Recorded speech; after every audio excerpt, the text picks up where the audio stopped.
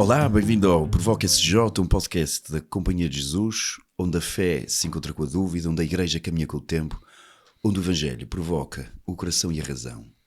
Estamos mais uma vez reunidos, o Duarte, que sou eu, o Nelson e o Samuel, para falarmos hoje de santidade. Fácil. Fácil.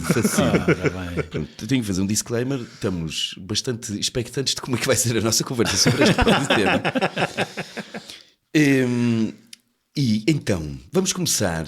Pronto, é um tema bastante abrangente também. Vamos ver onde é que isto nos vai levar. Mas eu ia começar por fazer uma afirmação que eu gostava que comentassem se... Pronto, a afirmação é a seguinte: a história da santidade é uma história muito longa, felizmente, porque há muitos santos, mas também é uma história em que me parece que tratamos ligeiramente mal a santidade.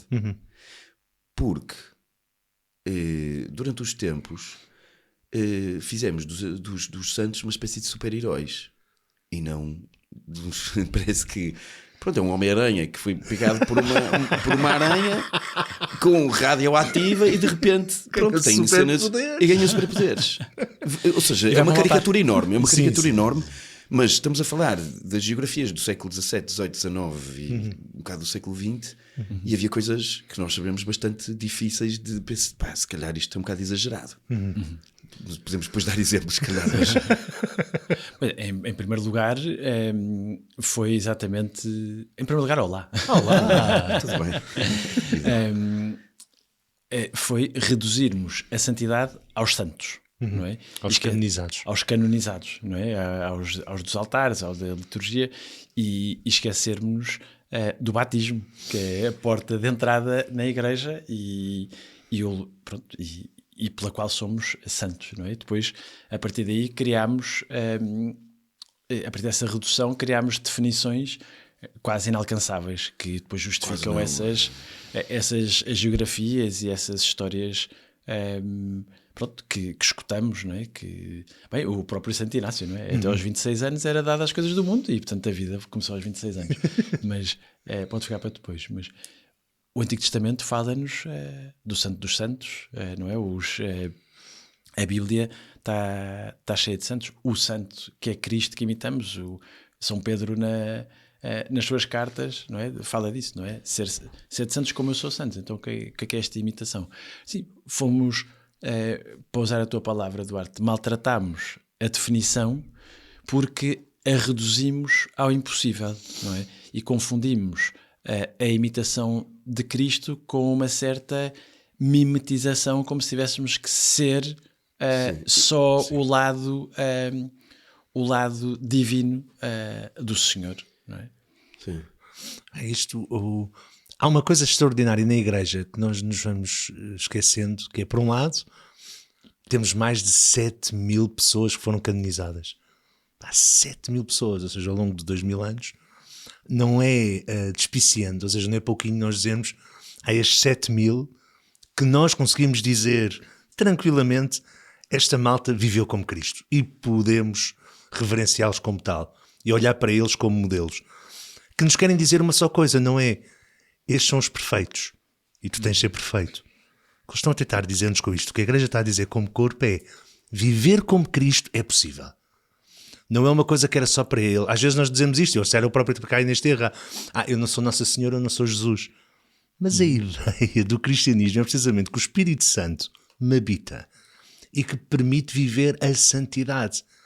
Então a pergunta não é tanto como é que eu sou santo e o que é que eu tenho de fazer, mas como é que eu deixo que Deus me mostre a santidade que ainda está por viver.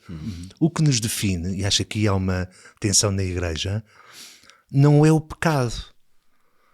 O que define a humanidade não é o pecado, não é o desamor, não é isso que nos define. O que nos define é filhos de Deus, chamados à santidade, a viver como Ele.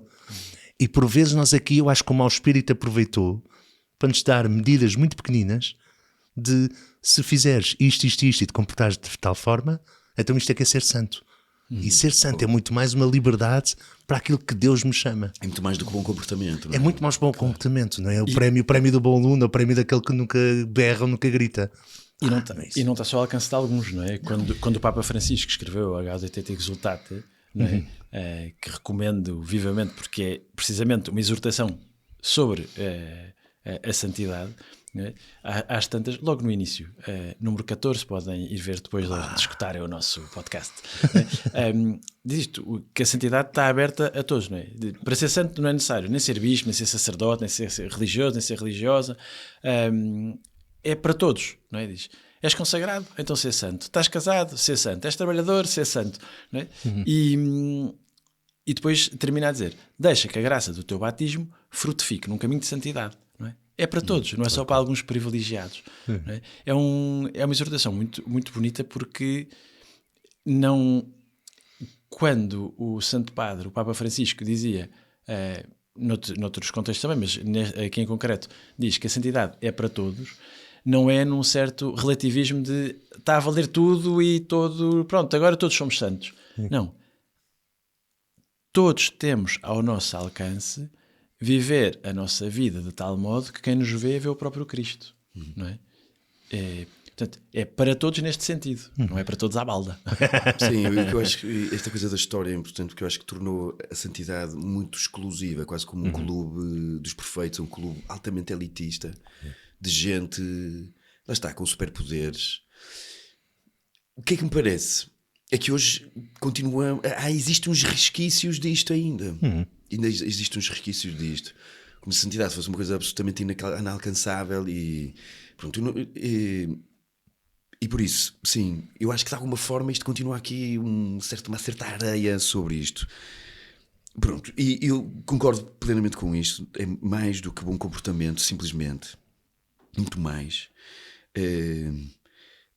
Até porque eu acho que o bom comportamento, digo assim, com aspas também, é fruto de um encontro e não uma espécie e não o contrário, digamos assim.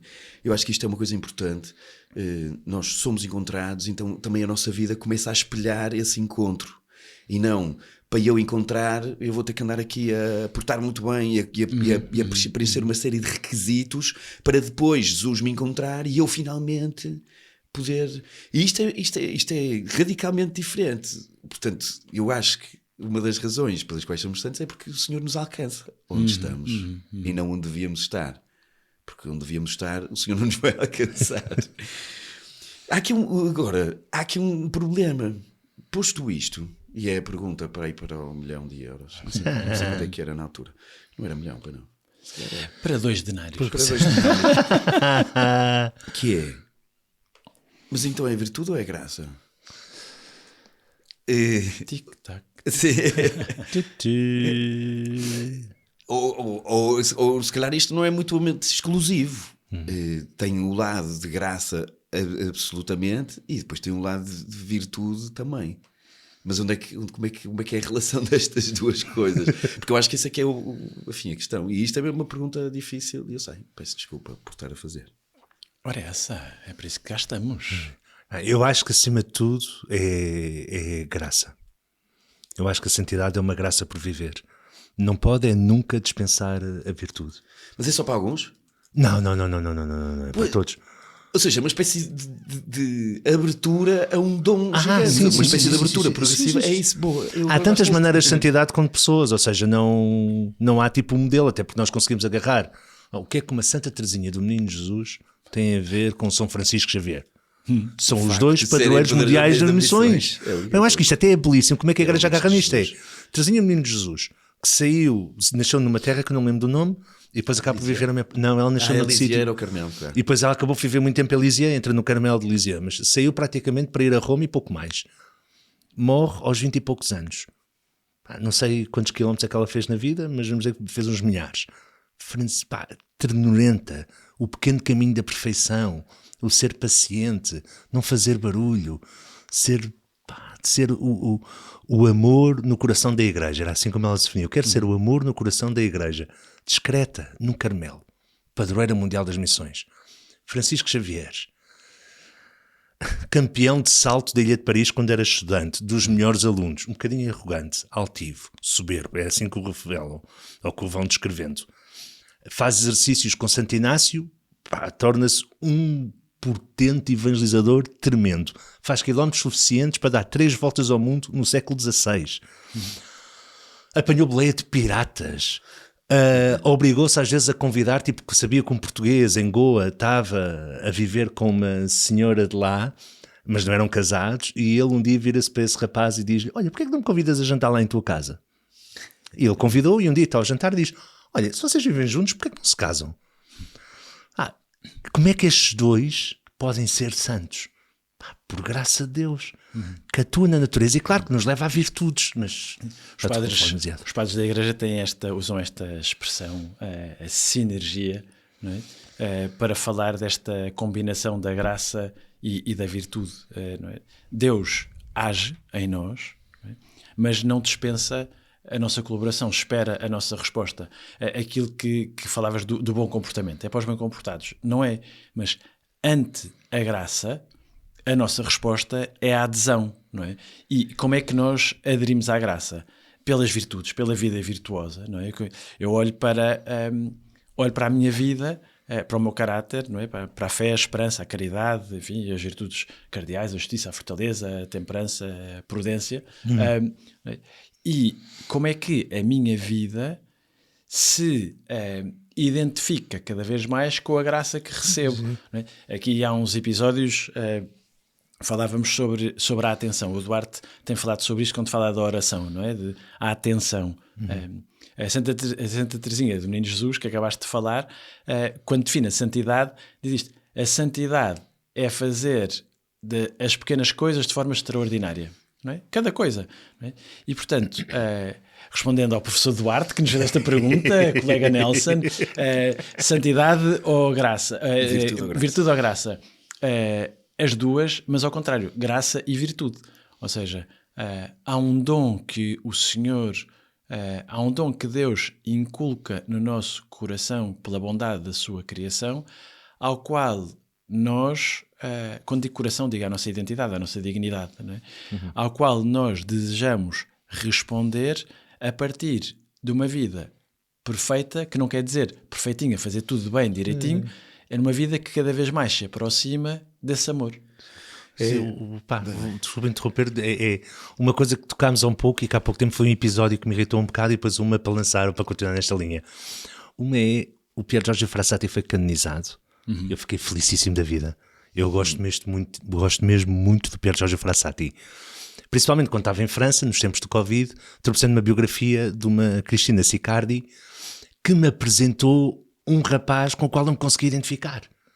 Achava aquilo extraordinário, a maneira como estava com os amigos, a paixão pela política, o facto dos amigos lhe chamarem o terror, porque ele fazia imensas partidas, de ir às canelas dos amigos que estavam em discussões, eles relatavam isto, que o tipo muitas vezes era acutilante e ia diretamente às canelas, que não tinha medo de entrar numa discussão.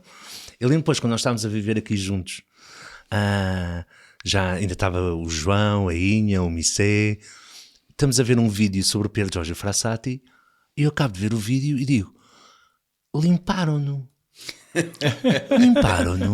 Porque de repente, sim, porque de repente naquele vídeo, que estava muito bem feito, mas aquele vídeo só aparecia o devoto que vai à missa, que ia à missa antes de subir ao monte, que fazia o bem, que era muito paciente lá em casa, que não se metia em confusões, que era muito obediente, que também era verdade, mas não era só isto.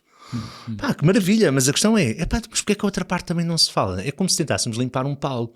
E aqui para dar aqui uma historiazinha também mais minha, que vou tentar responder rapidamente, ou melhor, recordar rapidamente. Quando entrei para o noviciado, eu sou bastante impulsivo, assertivo. A humildade é uma coisa que ainda hoje me dá um trabalho, reconhecer a humildade como uma graça e como um dom e como uma coisa a desejar. Está muito melhor, mas lembro no primeiro ano de viciado, isto para mim era quase... Humildade para mim era igual a fraqueza. Portanto, imaginem o mau cristão que eu era e que continuo a ser. Não acho que seja assim, atenção, pelo menos aí já me ganharam.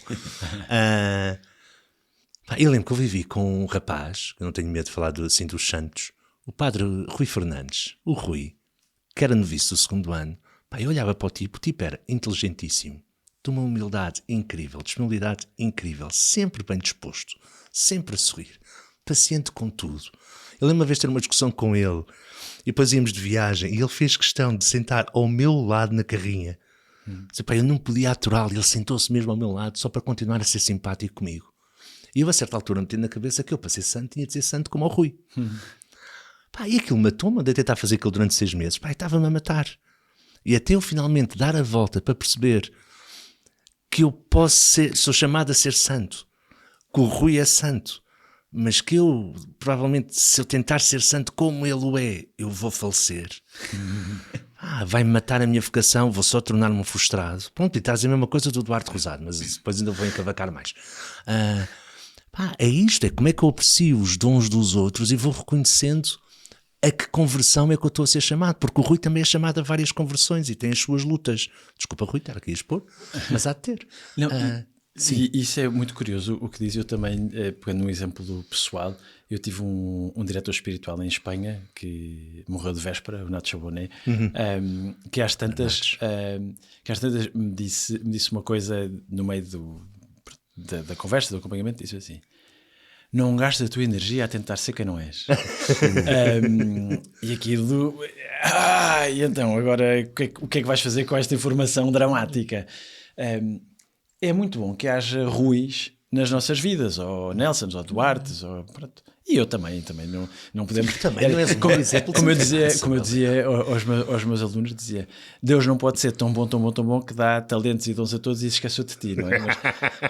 Mas é muito bom que haja estas pessoas na nossa vida para nos lembrarem também da singularidade de cada um de nós, não é? Cada um de nós olha para Deus, tem uma relação com Deus, que por essa intimidade há alguma característica do Senhor que destaca, não é?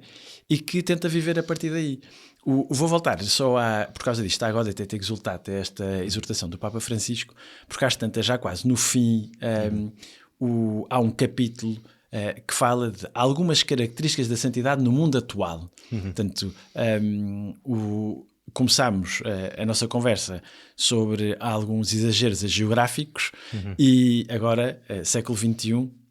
Então, vou só dizer assim rapidamente as características sem as explicar. Recomendo-vos esta leitura. Então, características da santidade no mundo atual: a paciência e a mansidão, a alegria. Começam logo bem, já estou apanhando as orelhas. Depois tens que ir ler para ver se... Então, a paciência e a mansidão, a alegria e o sentido do humor, a ousadia e o ardor, a vida em comunidade e a oração constante. E para viveres isto, precisas de 3 atitudes: a luta, a vigilância e o discernimento. Vigilância, atenção. A atenção. Okay. E pronto, isto para que agora o Duarte possa voltar onde estava, que é, de facto, estas características da santidade são, se não forem... quem não tem fé, quem não acredita em Deus, quem não vive a sua vida com os olhos postos em Cristo, pode ser alegre, pode ser paciente, pode viver em comunidade, mas o que faz de nós santos é o que precede tudo isto, que é por quem é que nós somos pacientes, por quem é que somos alegres, por quem é que temos coragem e arrojamos de uma forma profética, por quem é que falamos, por quem é que nos calamos, não é? Isso é que muda tudo. E aí é que entra a virtude na graça, que é reconhecendo esta bondade e amor infinitos, então eu quero responder desta maneira. Mas isso não é como resposta, uma resposta, a santidade como resposta, como a resposta que eu posso dar àquilo que me vem dar. Mas dizer aqui uma coisa importantíssima, não sei se é importantíssima, mas que é, agora isto é mesmo provocação, que é, santidade é impecabilidade. Ou seja, a santidade chega quando o pecador vai embora, ou o santo chega quando o pecador vai embora. Porque é porque eu acho que isto está meio inculcado aqui. Primeiro porque enfim, há aqui um problema grande, acho eu, na maneira como se olha para isto, que é olhar para a vida moral até, como uma coisa muito boa, onde eu vou pecando aqui quase como fosse uma coisa pontual, e não uma coisa mais estrutural, a questão de ser pecador.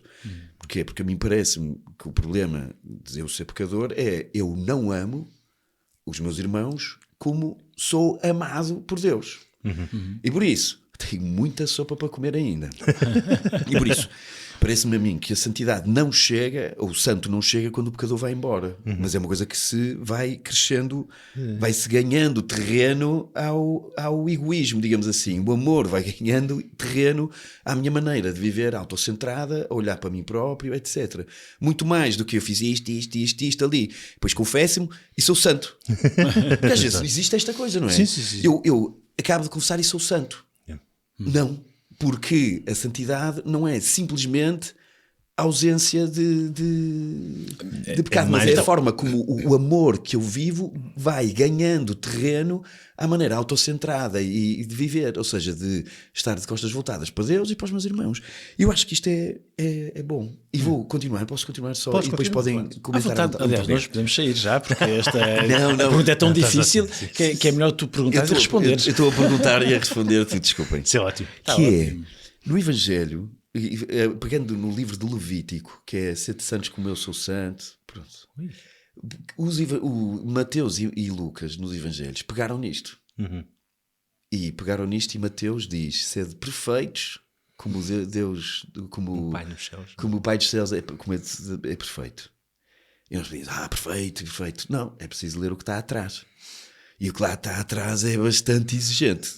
Morremente o amor aos inimigos, que é uma coisa tremenda. Não, há quem uns dizem, visto que foi dito, mais vossos amigos e odiai aqueles que vos fazem mal e amai aqueles que fazem bem. Eu, porém, vos digo, amai os vossos inimigos. Porque o Lucas fez uma coisa muito interessante, que em vez de dizer sede perfeitos, disse sede misericordiosos, como o Pai Celeste é misericordioso. Portanto, eu acho isto muito engraçado, porque eu diria que a santidade toca mais o ser misericordioso do que o ser impecável. Impecável no sentido... Sim. Sem mancha. Sim. Portanto, tem muito mais a ver com a maneira como eu reconheço a forma como sou amado e procuro amar da mesma forma, por graça e por esforço, por virtude, digamos assim, ou por ascese, como se quiser dizer, do que propriamente eu ir-me confessar todos os dias para ver se não tenho pecados, não é? Pronto, e isto é um assunto sério, porque isto toca toca às entranhas da coisa, toca às entranhas da vida. Eu vou deixar o Nelson responder, mas vou usar um argumento de autoridade para vos surpreender, que sou capaz de citar até aqueles com quem tenho dificuldade. O Santo Agostinho. Tens dificuldades com Santo Agostinho? Tem algumas, mas... Isso também dá um episódio. Não, porque era 2 contra 1.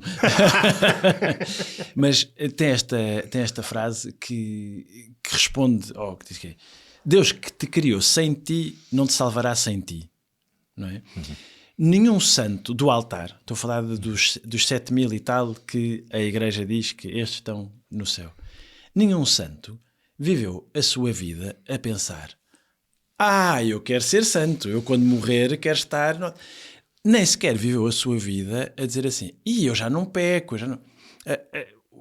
o nosso pecado... O nosso pecado faz parte da nossa condição humana. O que é que distingue estes homens e estas mulheres? Ou quando a Igreja olha para estes homens e para estas mulheres, o que é que distingue? Não é terem pecado pouco, ou muito, ou muitas vezes, ou poucas vezes.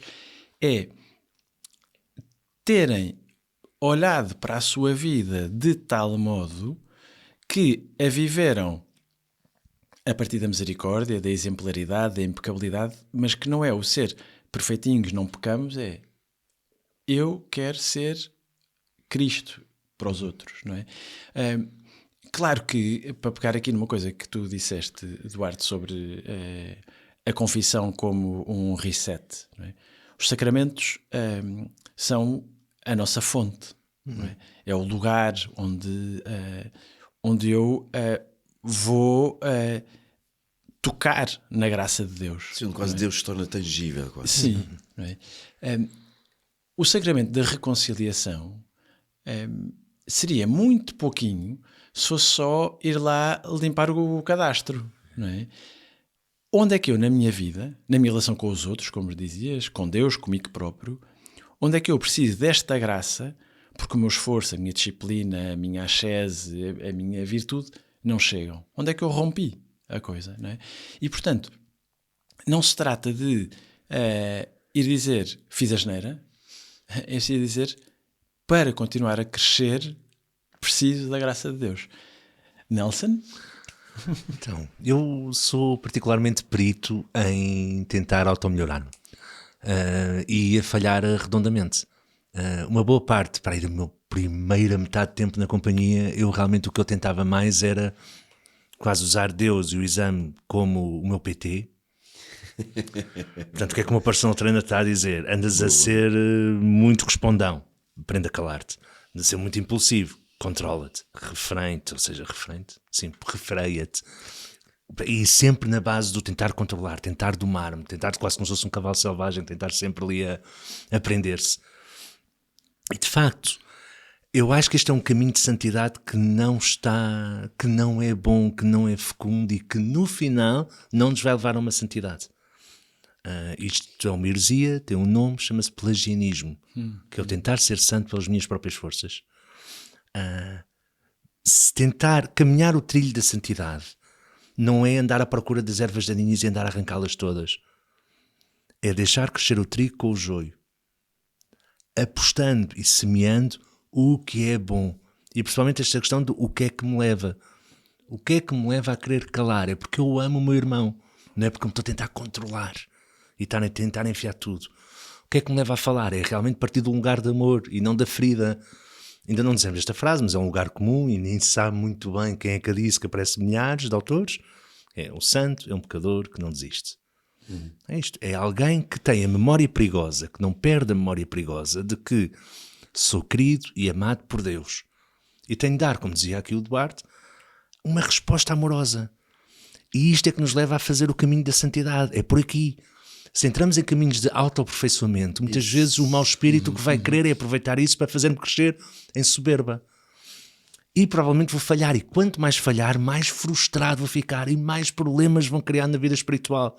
Portanto, é muito mais o tentar virar-me para o bem, para aquilo que Deus me está a chamar e tentar generosamente responder. Boa. Exatamente. Eu tenho aqui... Eu acho que podemos ter uma vida muito engomadinha e andarmos muito longe de Jesus. Sim. A primeira coisa. Sim.